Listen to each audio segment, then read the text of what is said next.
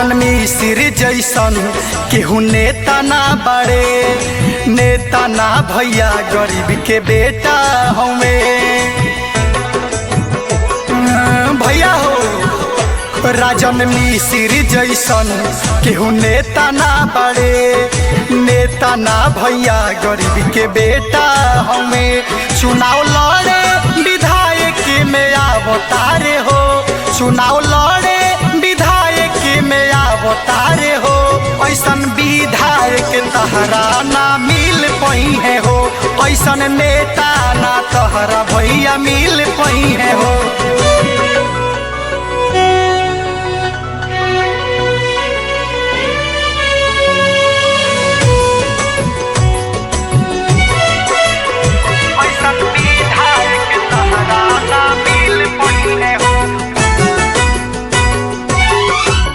समय गरीब के देखेल भैया, ना धन देखेले ना देखेले रुपैया।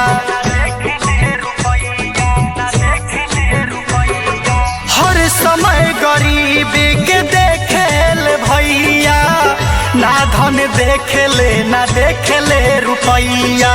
गाँव गाँव में पूरा विकास करी है हो, गाँव गाँव में पूरा विकास करी है हो। ऐसन विधायक तहरा ना मिल पई है हो, ऐसन नेता ना भैया तो के मिल पई है हो।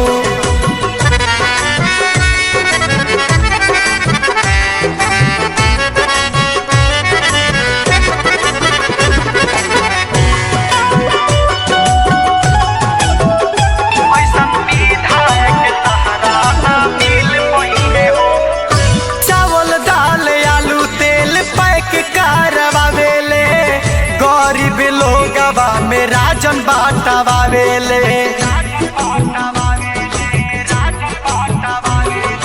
चावल दाल आलू तेल पैक करवावेले। गरीब लोगवा में राजन बाटावेले। गरीब के मसीहा राजन मिश्र हउए हो, गरीब के मसीहा राजन मिश्र हउए हो।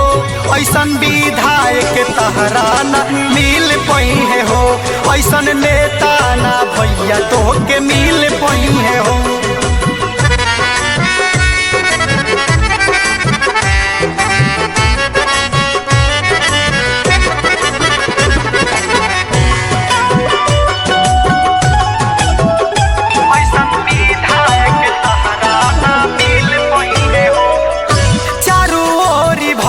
बाटे राजन मिश्र हाला, इन्हीं के नामवा चारू बोरी लियाला।